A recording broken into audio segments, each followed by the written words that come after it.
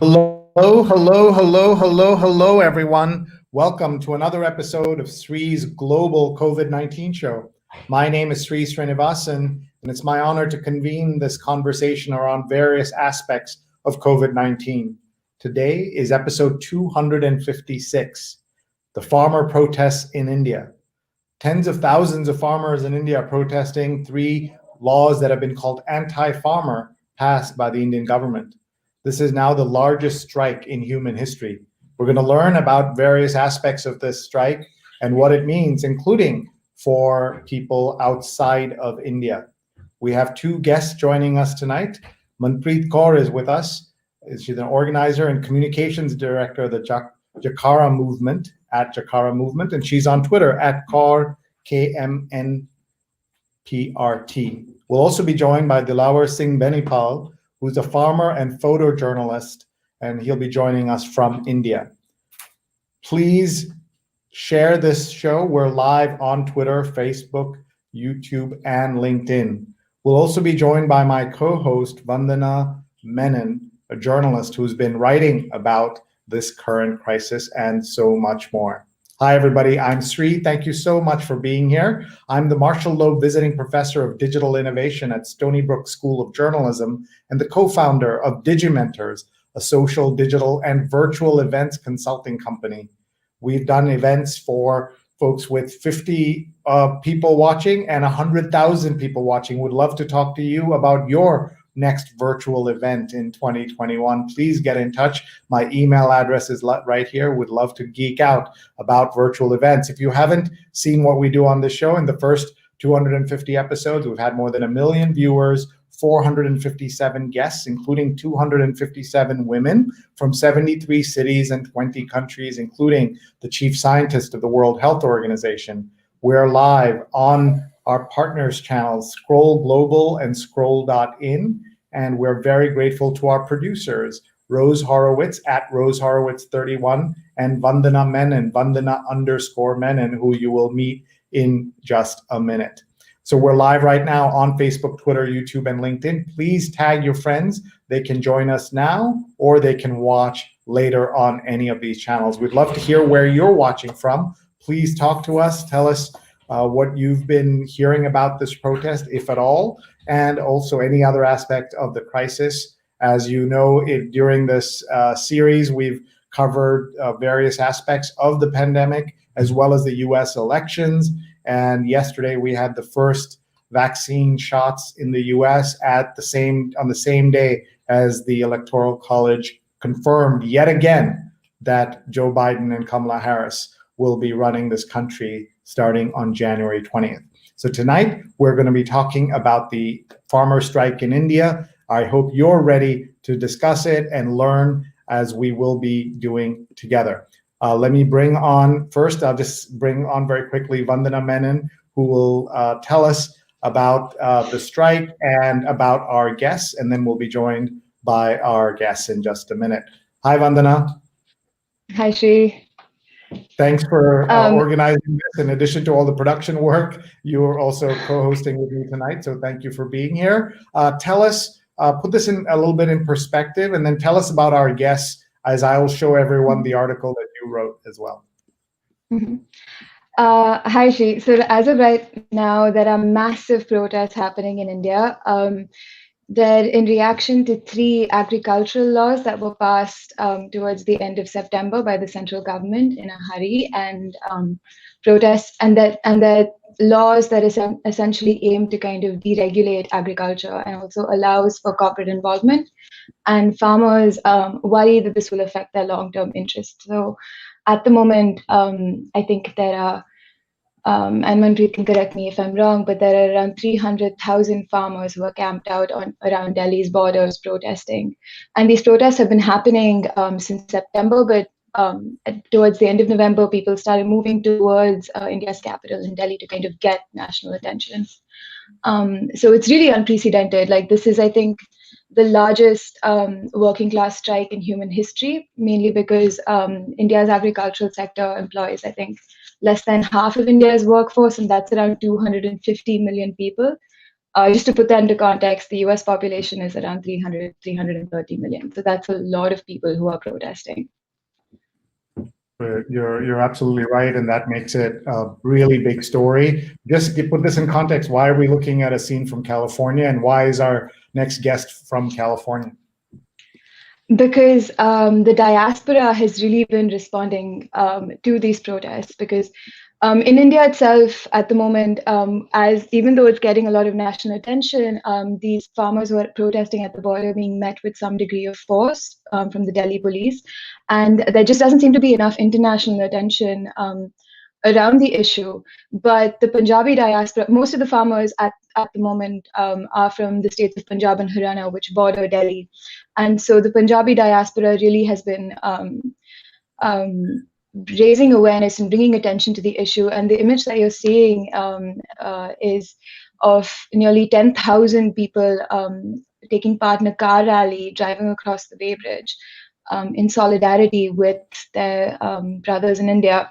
And Manpreet, who will join us in a moment, she's the communications director of the Jakara Movement, which is a community-based organization in the Bay Area that works with local youth. And they organized this huge protest. Excellent. Well, thank you. And let's bring Manpreet Kaur onto our stage. She is, as you said, the communications director for the Jakara Movement, and she's on Twitter, Kaur, MNPRT, and you can find the Jakara Movement at Jakara Movement. Let's say hi to Manpreet. Thank you so much for joining us. Sat Sri Akal. Hi, everyone. Sat Sri Akal to you. Tell us, before we get into this particular story, we always ask our guests how you're doing and where are you and how's your family been handling the pandemic? Thank you. So I am based in California in the Central Valley, which is also home to the significant portion of the Punjabi community out here. Punjabi is the third most spoken language throughout the Central Valley. And so this is home for us. And it also happens, the landscape happens to look like Punjab as well. And throughout, I think, the pandemic, we've kind of adjusted to living life at home, getting to know the different quirks that your siblings and family members have, I think. So I'm sure that's a shared experience for most, but thank you for having me and thank you for asking. So tell us about the background and a little bit first about Jakara Movement and then about this particular initiative. Yeah, so Jakara Movement is a 2-decade-old organization. We're based here in California. We're a Sikh grassroots community building organization, just working to empower, educate, and organize Sikhs and other marginalized communities to advance their health, education, economic, social, and political power. So in the course of the last 20 years, we've really built a network of intergenerational membership and connection statewide that allow for us to have the good fortune of being the voice of the community and really looking just to build relationships and build resources out for a very large portion of the population here in California. And we should tell folks that, especially in the Central Valley, there's deep connection of the Sikh community has been there for decades, more than a century in some cases, right? Yeah. So we date back to way more than 100 years. You saw Sikhs laying the railroads that kind of go throughout the Pacific Northwest. Some of our oldest gurdwara, like Stockton Gurdwara and El Centro Gurdwara. We have census records where it shows Sikhs here in the late 1800s. So an old community, but still relatively feels newer. And of course has maintained that connection to India. And that brings us to the crisis with the farmers. So can you talk a little bit about that, please? Yeah, so I want to at least begin by saying that in no way am I an expert on agrarian studies or the niche things that kind of surround these laws or but what I can say is I am a student of my community and I get these the great fortune of listening to folks day in and day out. And so within the diaspora, of course, there's a deep emotional, spiritual, even financial connection to Punjab and our families back home. And this is particularly true for younger, especially younger men who have had to leave home. And as Worcestershire even says, no one leaves home unless home is the mouth of a shark. So, there's been unfortunate circumstances that have forced folks to leave Punjab while their families still live there. And a lot of the times it's also that leaving was kind of like a last resort of having some way of sustaining a life in a way. And so a lot of the Kisans Kisans are farmers, right? Kisans are farmers, yes, have taken on large debts to send their children to earn in a country abroad. But the diaspora feels deeply affected by the events that are happening in Punjab. And whether it's today, whether it's in the 80s, that connection remains extremely strong. That's great. So I'm going to bring Vandana into our conversation. And Vandana did a story about you and this amazing effort. So Vandana, take us through what you learned and about this connection to the diaspora and the efforts that Manpreet and her team are doing. I learned about the power of community organizing. I think at the moment, the majority of farmers at the border are from Punjab and Haryana, and so the diaspora really are the ones who are responding. There was a lot of violence that was used against them. There was tear gas. People were hosed down, and for what? For trying to get the attention of the central government. And so I think the other thing that we seem to forget is that these are farmers and are producing so much of what we eat and consume, and it's going to have and we really need to think about how government policies affect those who feed the nation. Punjab is known as India's breadbasket, and I think produces a significant percentage of India's wheat and rice, and they are the ones who stand to be affected. So I think we need to be paying a lot more attention to what's happening, why people are protesting in India, and also how the government at least is responding to these protests.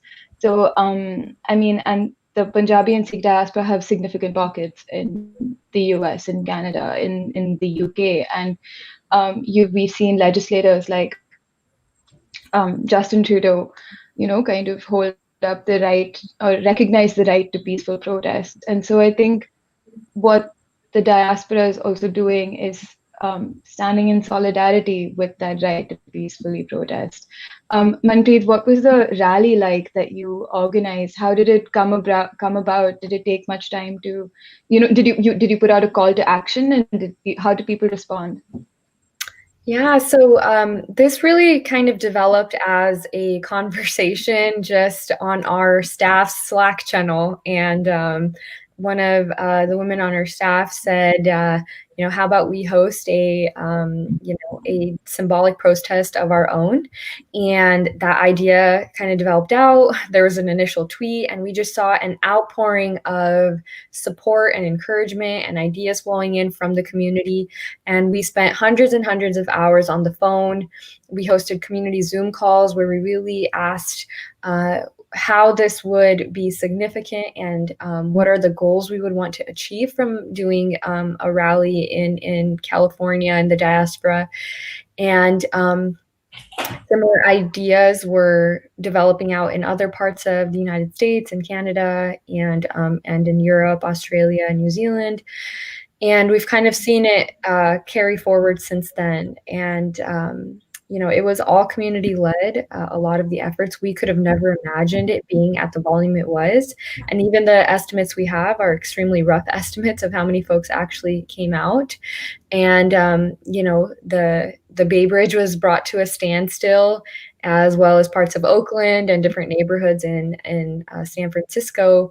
But, it really showed the emotional connection that is linked between the Sikhs and the Punjabi diaspora to the Sikh Punjabi Kisan, Majdoor, the farmers, the laborers that are protesting in Delhi, and showing that these things are like intrinsically connected, and there is a pattern to observe based on, you know, what is being done by the Indian government, what has historically been done to minorities in India, but especially particularly Punjab, when we talk about the Green Revolution, when we look at the insurgency within the 70s and 80s, we have to ask and we have to reflect on why it is particular communities that continue to be subjected to the cruelty and draconian laws and practices of the Indian government.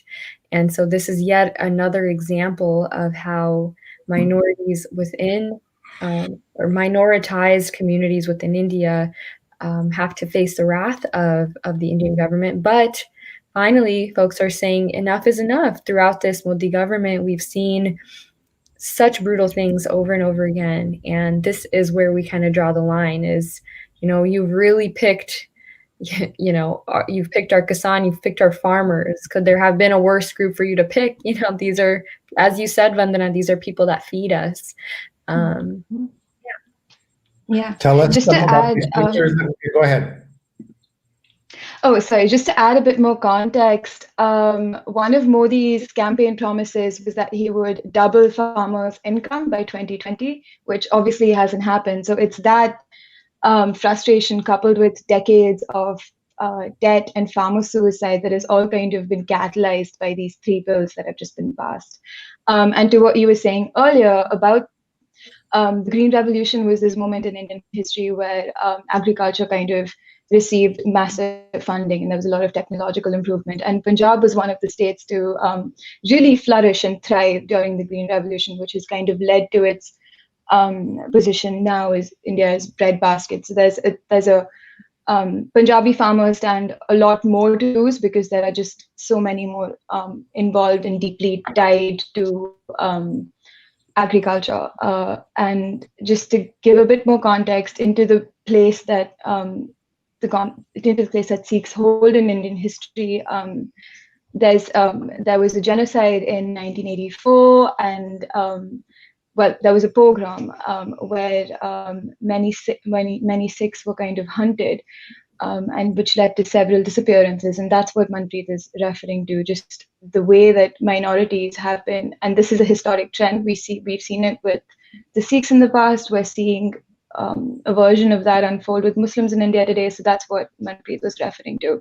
Sorry, Sree, you were saying something? No, thank you. The context is really important. We have a global audience, Manpreet, so we need to explain as much as we can. Yeah. We're standing by for your cousin, Dilawar, to join us. He's on the border in India, and it's early in the morning, so we're hoping he gets the internet connection and is able to join us. Can you just put some context on these photographs that we're seeing, and what was it like to do this car protest in the middle of a lockdown in California? Yeah, I'm hoping my cousin joins soon as well, because his perspective is something that's incredibly unique, being on the border. But of course, as we've read online, there's been strange yet purposeful internet blockages. So he's been my primary source of information, as has been the case for a lot of folks in the diaspora. To put some context to some of these photos, you see young men, and we got a lot of questions of why this rally was so incredibly in large numbers. We had youth attendance, but I would even clarify and say, it's young truck drivers who came out in the masses, and who, even if I to share quite honestly, were calling us and were deeply upset, crying, feeling helpless. And so this symbolic rally really meant more than, one day where folks were inconvenienced by a lot of traffic on the Bay Bridge. For folks, it was a way to keep, to show that there are power in numbers of the Punjabi community abroad, that deeply thinks and prays for their families back home. And so in planning this, of course, we wanted to keep it COVID safe. So, that's where we developed the idea of a car and truck caravan spanning across California, started as south as Los Angeles, kind of worked its way up toward up the 99 freeway. For those who are familiar with California, it really cuts right through. And as we traveled north, we kept adding city cars as we traveled through different cities, eventually reaching Oakland. And I can't even describe. We had tractors traveling the Bay Bridge, probably the first time in history. Motorcycles, the 18-wheelers you see, cars, of course. So really just a diverse vehicle rally took place. And what was the atmosphere? Yeah. What was the atmosphere like? Were people upset that they had to be held up for I think someone said it used to take 20 minutes, but it took 2 hours to cross the bridge. Yeah, I mean, it was within the rally there, in my lifetime, I mean, so far have never witnessed such high energy, high spirits, and just a feeling of deep community connectiveness. And of course, those probably making their way to SF on a normal Saturday afternoon caught the traffic, but of course, you're going to have those who are probably a little bit inconvenienced, but that exactly is the purpose of a protest, is to stop our normal routines and realize that there is something going on locally and globally that should be paid attention to and demands folks' attention. And it actually became an opportunity for folks who were actually stuck on the Bay Bridge to learn what was going on. And so a lot of folks' cars had informational banners on them. And then folks kind of just Googled it as they're stuck on the Bay Bridge. If you follow the hashtag Bay Bridge and you look through those kind of posts, folks are like, oh, I'm stuck on the Bay Bridge. But then later tweets are like, I'm totally okay being stuck. This is something that's really important. It's the largest protest in human history. And that was kind of the response we received. And even afterwards, those that attended the protest were like, when's the next protest? Are we doing another one? How can we continue to stay involved and keep up this momentum? Wow, that's really amazing. We should point out that there are at least 20,000 truck drivers in America who are Sikh, and so they form a major part of the trucking industry and the trucking lobby in America, and they fight for the rights of truckers. And so these are people who understand the plights of farmers and getting the right prices for food and for agricultural products, etc. While we're waiting for Dilawar to join us, Vandana, if you want to give us a little bit of context for these laws, what they are and why they matter to people watching. I'll also pull up a CNN story that has some of the background on this as well, just to about this and why people should care. So and there's a piece by Alicia Ibrahimji at CNN. But go ahead. Well, there are 3 new laws, and they do a variety of things, but essentially they kind of deregulate agriculture. Unlike in the US, agriculture in India is highly fragmented and fractionalized. So you will have farmers with very, very small land holdings, like an acre, as opposed to the US, where you can own much larger farms. And so essentially it kind of allows for corporates to get involved. And typically what happens is farmer would sell their produce at a market, at a government set minimum price, and then the goods would be sold and redistributed. But now what the new laws allow for corporate players to enter the market and to set these prices. And while that should mean that farmers can start selling at higher prices, as more and more corporate land holdings are kind of consolidated, farmers begin to lose power and will have to sell at, and when there is a surplus of food, they will have to sell at really, really low prices. And there's already a huge rate of debt and farmer suicide in India. So it's just something that the industry cannot handle. But I think the sheer scale, we're missing the scale of this. So many spices, and not just spices, so many goods come from Indian farmers. Spices not the least. I think 40% of the world's cotton is produced by India. And now with all of these farmers on strike, it could affect food production. That's not the reason we should be concerned about this, but I think it just helps to put into perspective how little we know about where our food comes from. And that's the real tragedy of this entire situation. Right now in India, right-wing media is trying to hijack the narrative because, like Manpreet was saying, talking to the sense of camaraderie at these rallies, at the border, it's a whole different sense of community. There are people who are on rotation, I think, and farmers, Haryana, which produces a lot of milk, most farmers in Haryana have been rerouting all of their milk to feed the farmers who are protesting at the border. Farmers are sending hundreds and hundreds of kgs of rations, of food rations, so that their brothers at the border can stay fed. There's langar being served every single day to whoever wants to come and eat. So it's just, I think that sense of camaraderie is what people aren't picking up on. But the other issue is that, for example, the other day, I think some farmers made pizza, and right-wing media kind of picked that up and villainized them, saying,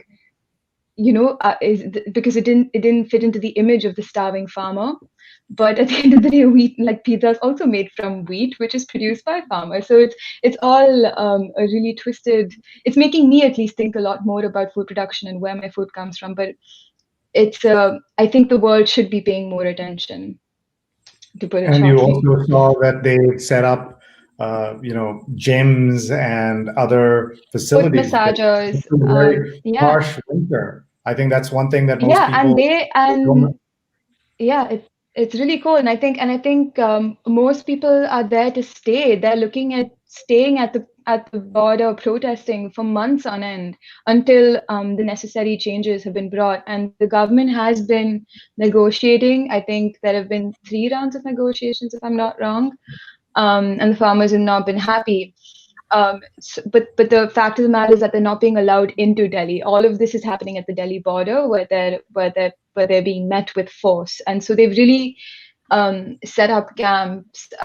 There was a reporter who said that up to 50 kilometers from the border in every direction, you've got farmers who've all come from across the country to have their voices heard.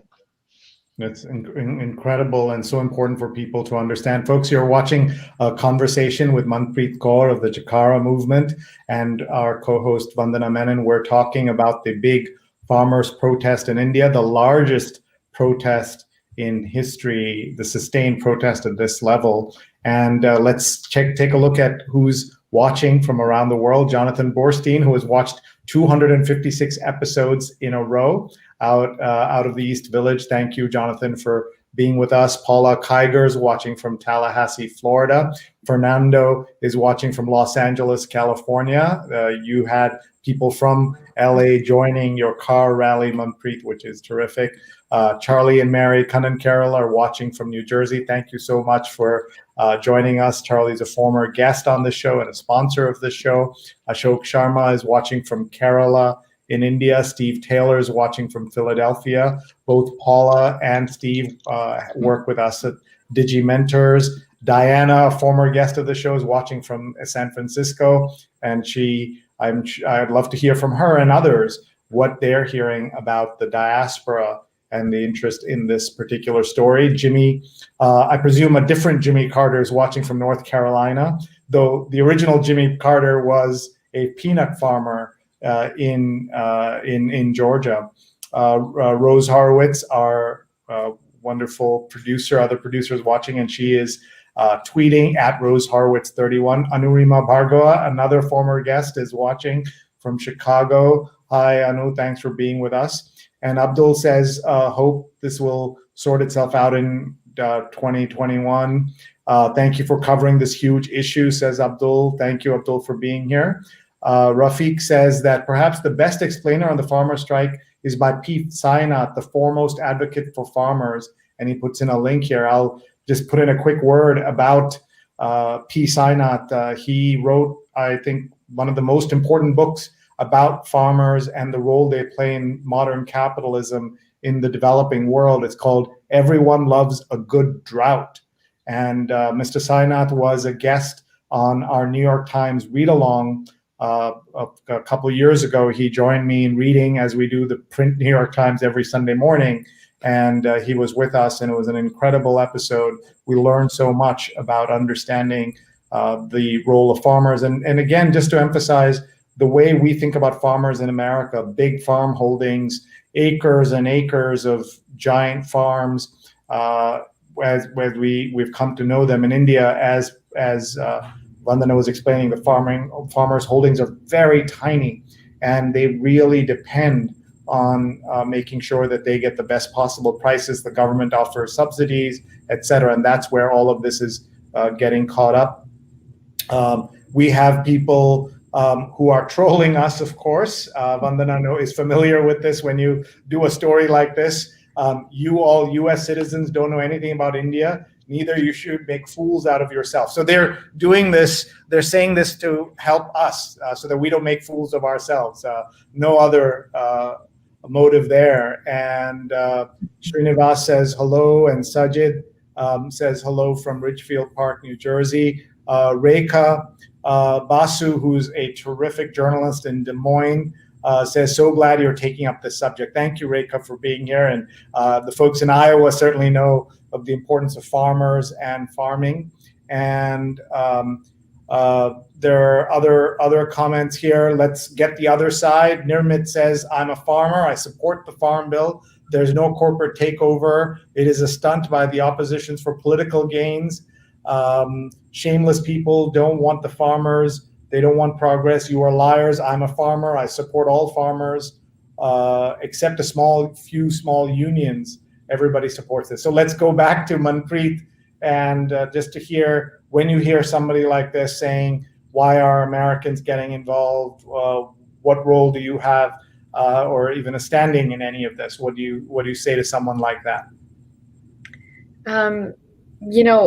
I would just encourage folks to see themselves as a global community. We can anticipate the horrific effects that this will have for those that live in the nation state of India. As Vandana has shared, our food culture, it goes beyond borders and oceans. And so if this is something that we truly invest in now and understand beyond those who are protesting in Delhi, and really take this moment for what it is. This is a very revolutionary moment, I think. We're going past socially constructed lines of caste, class, gender, and even states within India. And so if our only motive is profit, then I personally would be very worried about all of us and the repercussions that come from such bills that don't think of the Aam Admi, the common person who has probably lived on this land. Maybe they're not even landholders, but they understand the effects that this will have when someone who has absolutely no understanding of food development, agriculture, is designing bills for sheer profit. And I think there are enough articles on the internet that go beyond my own expertise in order to really highlight exactly who benefits from this, and we know the big name corporations and corporates that will. So to them, I would say, if you're not affected, then please stand aside as we advocate for those who need a voice internationally. Dilawar was just Yeah, on the backstage with us and he popped off, so we're hoping he'll come back again. So just want to let him know that we are waiting for him, and we saw him for just a second, but we'll bring him on stage. I'm sure he'll tell us directly, but in terms of, we had a question here from Paramjit, who asks, do you have any info on the impact of the worldwide support of the farmers? We saw Justin Trudeau speak up about this, and some other people as well. So if either of you know something and can add to this, we'd love to hear that. yeah, There's we've been seen. Go ahead, Manpreet. There's been increasing support as far as our sphere of influence goes, in terms of getting congressional members to write letters of support and draw attention to this matter, and even to carry out such a large rally. Really, our motivation was to keep international eyes on India and on the Modi government. And so what that does is it shows that, this issue where you want to quickly pass these bills, this will affect more than the people, more than him, more than the people that he sought to kind of create phrase within the Kisans, the farmers, and our ultimate fear of things turning violent. We've seen photos of the elderly who are there. We see entire families there, and it's our prayer that things stay stable and conversations open up that will actually resolve this issue that collectively folks have agreed is a step in the wrong direction. Mm-hmm. And there's a lot more that's concerning about these laws. It was the way in which it was passed. It was the fact that the people who were going to be affected by it were not consulted. It was also like someone who was commenting pointed to an article by P. Sainath. In that article, P. Sainath goes on to explain exactly why we should be concerned, because one clause in this law kind of sneaks in impunity for the central government. So there's a lot of insidious stuff happening behind the scenes. So I think we should really be led by people on the ground, and I think that speaks. Sure. Speaking of which, I'm going to interrupt here so we can bring Dilawar to join us. Dilawar Singh Benipal is a farmer and a photojournalist, unusual combination, and cousin of Manpreet. And he joins us now from India. We're very grateful to him for being here. Hello. Hi. Hi. Thanks for joining us. Tell us where you are. Early here in my side. Thank you. It's like where you are, 7:30. and tell us what's happening now. So what's happening right now is as you must know, everyone's at the protest right now. It's a very confusing situation because the farmers announced that they're going to come and talk to the government, and instead of having a conversation, instead of having a dialogue, they were met with a lot of agitation. They were met with a lot of aggression. Like right in front of me, where my farm is, it's on the border. And people were going in, instead of talking to them, they were met with water cannons, they were met with tear gas. And I don't know what kind of government goes after their own people instead of talking to them. And that's the confusion right now. Instead of having a dialogue and explaining why the bill is going to help the farmers, they are going about it this way. And that only shows why they are not for the people. The same situation also, the same bill was passed in Madhya Pradesh, and now 70% of the mandi is already gone, and that is what Punjab is faring. These are the markets, right? And yes, mandi is the market the farmers go to currently to sell off their crops. And if these bills are passed, the smaller farmers they will be marginalized, and the mandi system will be obliterated. It won't be part of the system anymore. And so, of course, that's really important. Where are you right now, and where is your farm in relation to Delhi? Right now, I'm in Chandigarh. My farm is on the Delhi highway at the Shambhu barrier. Got it. And so, have you been to the protests on this side, or have you been to the Delhi side also? I've been to the protest right in front of my farm. Okay. Okay. And what was the atmosphere like? What was the atmosphere like, Dilawar? The atmosphere was pretty intense. Now, these people are trying to kind of create a situation where the farmers retaliate. We saw what happened a couple of months ago when the NRCCA laws were being protested against, and there was a lot of agitation back then also. And these guys have been trying to get a reaction out of them. They've been trying to get a reaction out of the farmers, and these people, to their credit, they have been going about their business without creating any ruckus. They could have gone on, there could have been riots, but no, these guys are literally just going and they're protesting and they're just asking for their own rights to be considered. And I think that's about it. Thank you very much. I just want to share a question that came up here. Ashok says, why do you describe these agricultural reform laws as anti-farmer? We use quote marks in that description because farmers have been protesting. So where do you stand on this? Are these anti-farmer or pro-farmer? What is your understanding as a farmer? I don't think this is for the farmers at all. These laws are very pro-industrialist, right? You're talking about these laws which basically will marginalize the small farmers, as it has happened with the sugarcane industry in the past, which have been suffering now. Now, Punjab used to be one of the leading sectors in the sugarcane industry, but once it got privatized, it had to take a back seat, and that is what they're fearing right now. They fear that the MSP, which is the minimum selling price, would be phased out, and they would have to give up their land eventually because these corporations will come in. They will take over an area. If, let's say, 7 out of 10 farmers are doing their job and the 3 are not, they're just going to take over the 3 people, land. They will acquire it, and those 3 people are out of land, they're out of work, and they have nothing else to go on. And they fear that it is going to be very threatening to them. Punjab is still a little bit more economically stronger than other states. And they fear that would really, really harm them.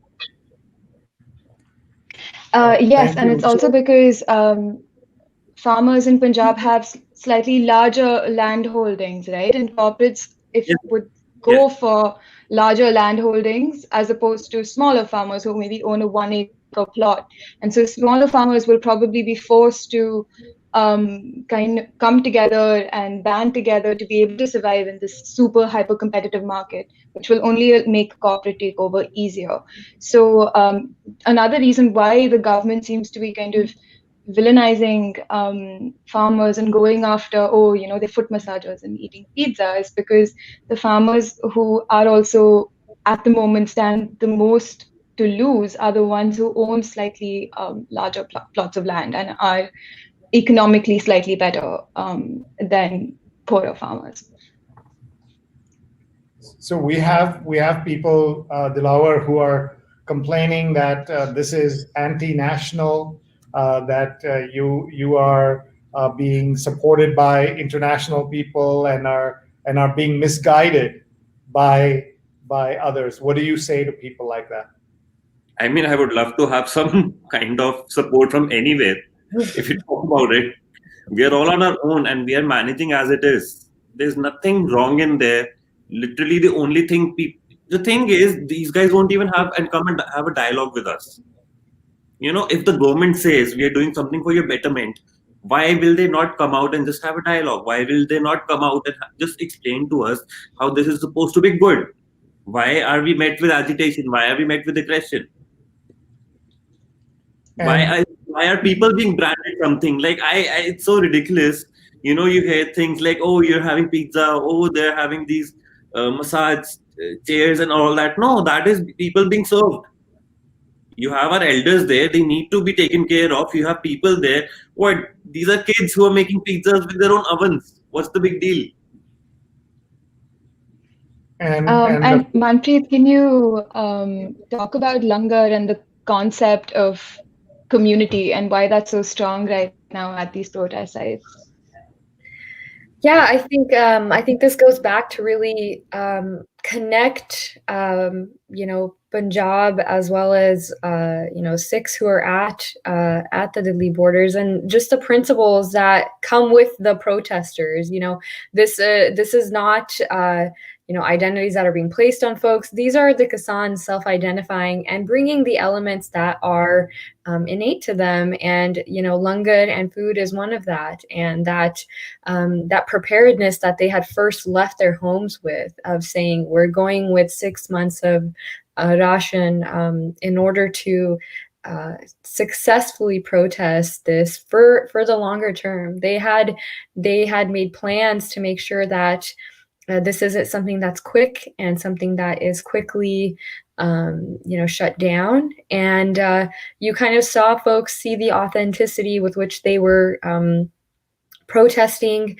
And I can't help but agree that, there is something about this movement that feels different. And that is in the photos and the videos that's coming out. But that's also not to disregard the mental burden and strain that's on the farmers of, yes, those who are there to try to make their stay just a little bit more comfortable are volunteers that are coming from across Punjab and India.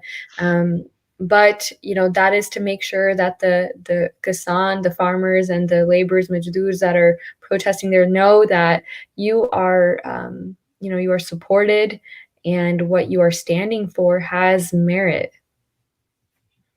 Mm-hmm.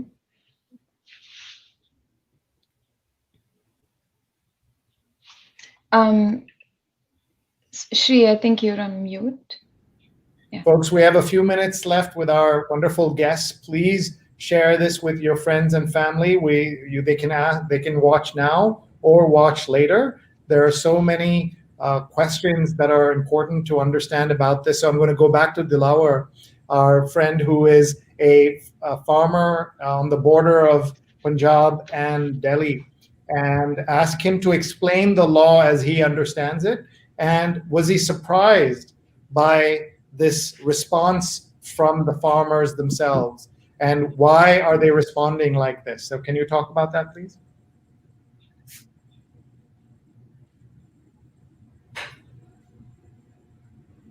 Go ahead, Dilawar. Yeah. Can you talk about the laws? Yeah. The farmer laws. Yes, please. Yeah. See, from what we understand, they want to give more freedom to corporations to come in and kind of help out the farmers, is what they say. And it's not something that has not been done before. And that's the thing. There's a lot of confusion with the bills.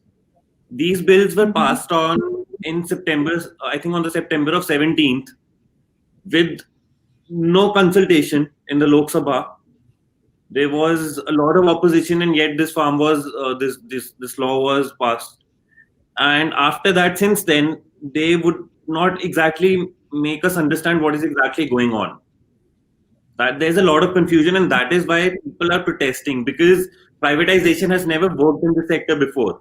You're talking about a government who has come in and they have privatized so many things since they've come in. You call it, whether it's coal, oil, farming, and that has always not really gone well. This government, I'll give you a very simple example. They wanted to privatize coal in India. So they set up a plant somewhere in central India. This guy Adani goes to this village, they take over, and they're like, okay, we're gonna take over your land, we're gonna give you jobs, we're gonna settle here, and the plant is going to be set up. This is back in 2017. A public hearing takes place with about more police than the people present in the village, just so they cannot protest. And all of a sudden, without their consent, the land is taken away. They are out of jobs, which they were promised. All because this government is such pro-lobbyist, they do not care about the common person. It has happened time and again. Madhya Pradesh, like I said, it's happened before. in states like UP, the price already less than half of what Punjab pays for its seasonal crop. And that is why Punjab is at the forefront. Because Punjab, even though there are 15 crore farmers in India, Punjab consists of a small number. But like it was mentioned before, they are the ones who have the larger lands. And so they realize how it would work on a larger scale.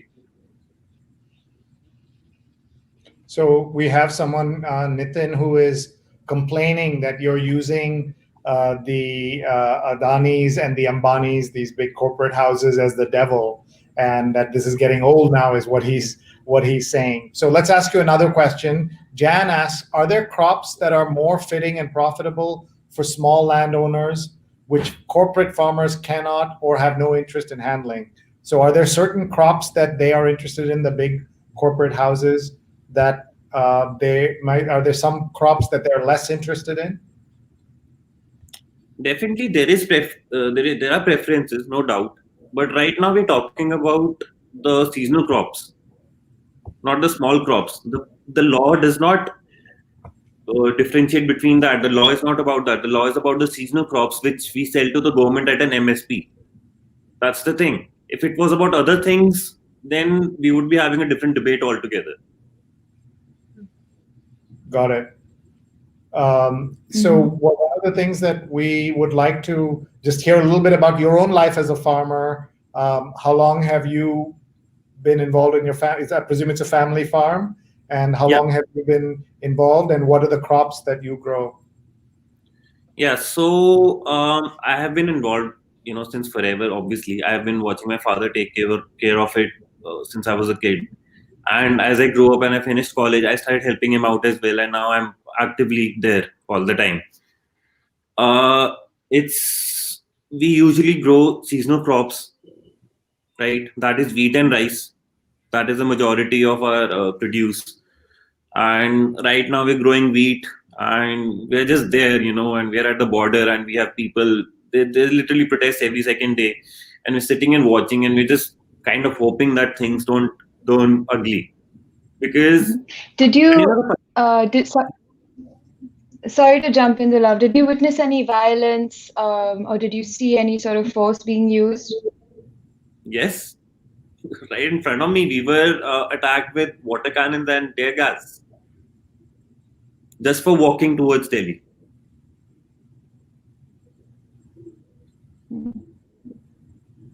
And that's the response you're talking about. That's how the government is responding to farmers who are trying to peacefully protest. Exactly. See, I understand that to de-escalate a situation, they have to respond. But if there is not a situation, why won't they just talk to us? That's what that's all it's about. If there can be a dialogue, that can be held. And these guys were already informed in advance that we're coming down to talk to you on the 3rd of December, right? Straight away, there's a lockdown imposed, which hasn't really been, imposed as harshly before. All of a sudden, there's a lockdown and you can't do this, you can't do that. If you come, you would be met with this. Okay, fine. After that, what happens? These guys get to Delhi. And these people have been trying to talk to the government, and they will not talk to them. And everyone loves to, paint you as the villain and say that, oh, you guys are anti-national. If you're a student who's protesting, you're anti-national. If you're a Kashmiri, you're a terrorist. If you're a farmer, oh, it's Khalistan, or you are, just not for the nation. It's always one thing or the other. And you're talking about a government which already, if you didn't know, Kashmir has been under a lockdown since August of 2018, I think. 2019. 2019, yeah. Yeah, August 2019. We are well into 2020, about to enter 2021. And you're going to tell me that this government is for the people. I don't understand when or why has that been the case. Here is Ashay Gunay says, this is Ashay from Mumbai. Thank you for taking this up. And let's see, lots of other, someone says here, I'm from South India. We support the new farm laws. The agitation is mainly coming from 3 or 4 states. India needs reforms. We have to reach global markets. So what do you say about that? We already are one of the biggest exports. If you talk about it, farming contributes to the majority of the GDP of the country as is. And yet it is an industry which is kind of always been mistreated. So many farmers have been under a lot of pressure because they cannot provide enough. Because one bad season for a farmer means they are not going to be doing well for the coming couple of months. And these guys have never aided them. And it's one of the leading industries. You talk about industries. The GDP this time was at its all-time low. Farming still was very strong. Other sectors, especially automobile and stuff like that, they have suffered, but farming has not. And yet these people say that it needs a reform. I would understand that, okay, they need to maybe help them out, but this isn't helping them when they're not even ready to listen to them. Slightly more context there. Farming is a state subject, so it's usually kind of looked after by the state. And that's why these protests are unprecedented, because seems to be a national. I mean, farmers' protests aren't new, but this is a national response. One clause of one of the new laws makes agriculture. Brings agriculture under the central government's purview, which obviously makes it more difficult to get bargaining power with the state government. So that's why this is such a big deal, why it's gaining this much traction. And the other thing is, farmers' protests are by no means new. In 2018, there was a heartbreaking protest where farmers from Tamil Nadu marched to Delhi with the bones of other farmers who died by suicide, and they sat there Jantar Mantar with the bones of their brothers, and that I mean, I personally will never forget that image. So farmers have been having issues for decades, have been struggling with debt, have been struggling with high suicide rates, and I think it's high time the government at least listen to the people who are protesting. And here's an article by P. Sainath, one of the most important development writers in the world, who says, and you thought it's only about farmers. The new farm laws disable the right to legal recourse of all citizens, not just farmers, to an extent unseen since the 1975-77 emergency under Prime Minister Indira Gandhi. The farmers at Delhi's gates are fighting for the rights of us all. So that's an unusual story that people want to look up. If you just type in the name Sainath, Sainath, and look for this article, you'll find he is an amazing writer. That's his name, Sainath, and it's called the People's Archive of Rural India. Most Indian media is focused and run by people in the big cities, as it is in America and anywhere else. But Sainath has done a really good job about tackling other aspects of all of this. We only have a few minutes left. We want to get some comments from Manpreet, and then we'll go back to Dilawar. Manpreet, your thoughts as you are also seeing some of the pushback we're seeing in the comments from people who are watching as well. As to be expected, and thank you for gracefully allowing us to see, the unpopular opinions which we're seeing in the comments. This is about somebody's rosy roti. It's about their daily earnings. It's about something that is, whether you are a small landholding farmer, whether this is something that has been in your family for generations and generations. Anybody would feel the tremendous loss that is unprecedented, and these farmers are expected to accept. And, we are listening to the Kisans and the farmers that are on the ground. They have, they've chosen their leadership and representation, and they've made it very simple. Yes or no. Are you going to take these laws back or not? And I don't even want to go in as far as imagining a world where, they don't take it back. Even the people in the comments will probably feel repercussions from, these really draconian laws being kept in place. But, I would just encourage folks to stay on topic, stay informed, and, be critical of what happens locally and globally. And, if it was happening to your own community, your own home, your own city, your own family, how would that make you feel differently? So that's where I feel and where I stand on that. Thank you. Jan says, I believe farmers in the US Midwest would empathize and will want to help. The 1980s farm crisis was felt by them. They will understand. Dilawar, your thoughts, and what are next steps that we should be watching for? What do you expect? Will there be negotiations? What will happen? And do you plan to go to Delhi? You've seen the protests right at your own, right outside your farm. You've seen the counter measures also. Now, what do you expect will happen?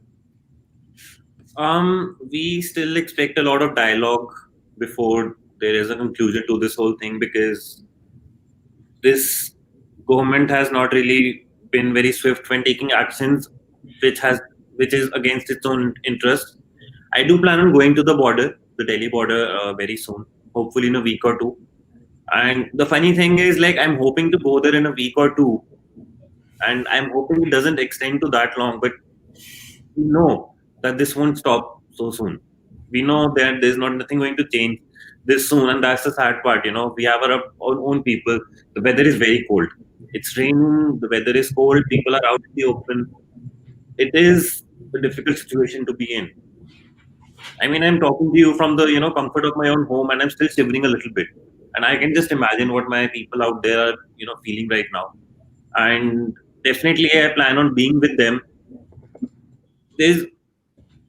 We are hoping for things to change, because I mean, as you must have, the people who haven't read about the laws yet, it basically allows privatization in a way where merchants can come and hire farmers on contracts. People can come and sell their produce outside of mandi without any mandi tax, and it's a very worrying situation, because the MSP is something that we rely on, and if that is phased out, people wouldn't know where to go.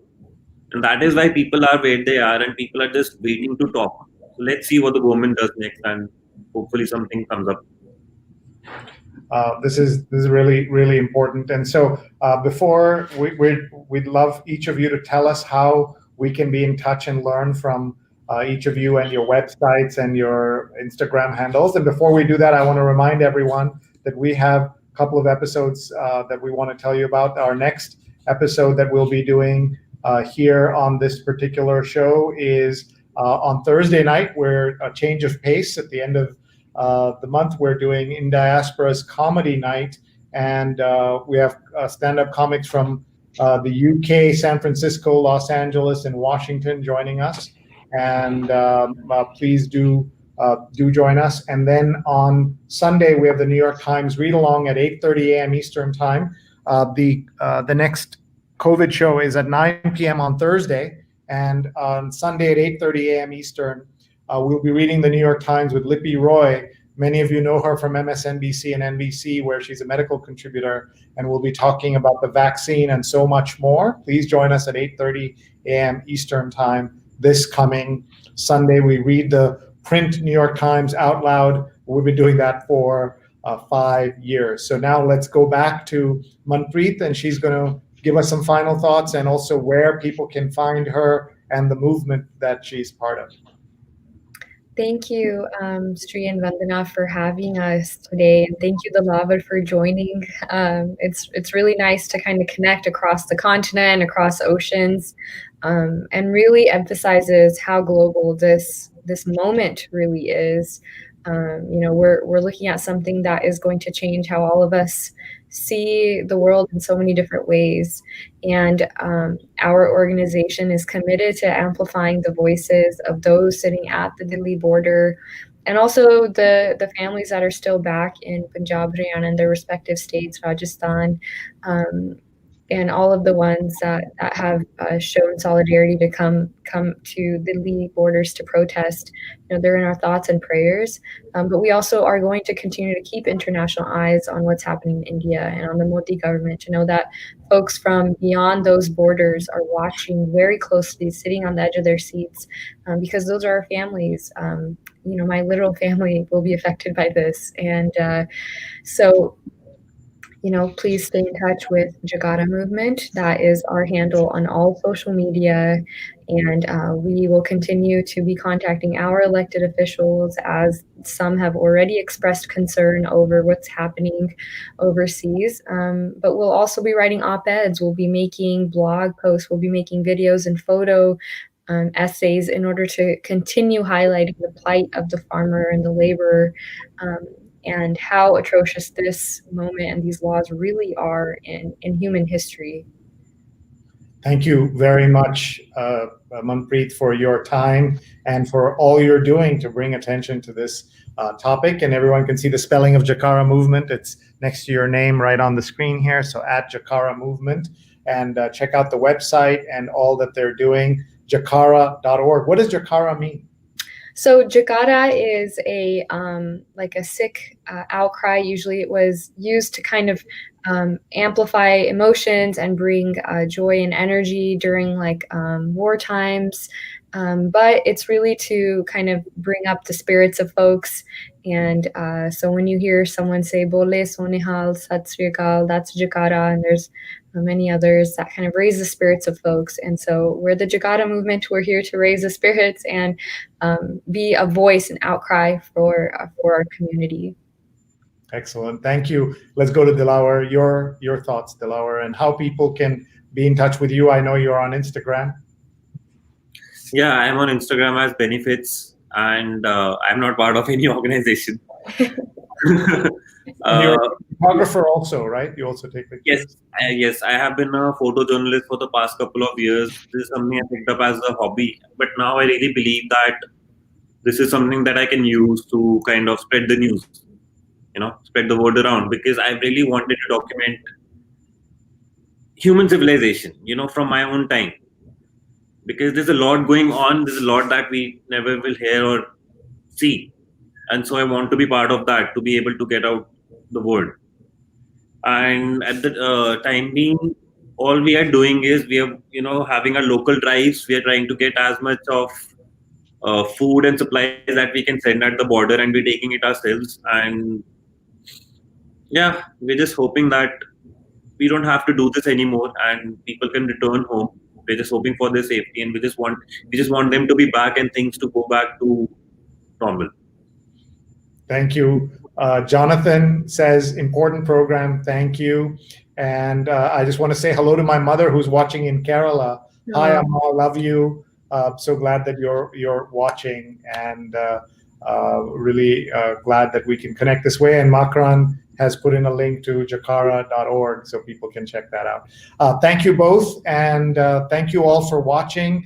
We'll see you Thursday on our next show, 9 p.m. Eastern Time. And a special thanks to Dilawar for getting up early, though I know the life of a farmer is to get up early, though not necessarily do a news interview like this. So we appreciate it. And Rafiq says, thanks, Sree, glad to be here. Thank you very much, everybody, and we'll see you soon. Good night and good morning, and thanks very much, everyone.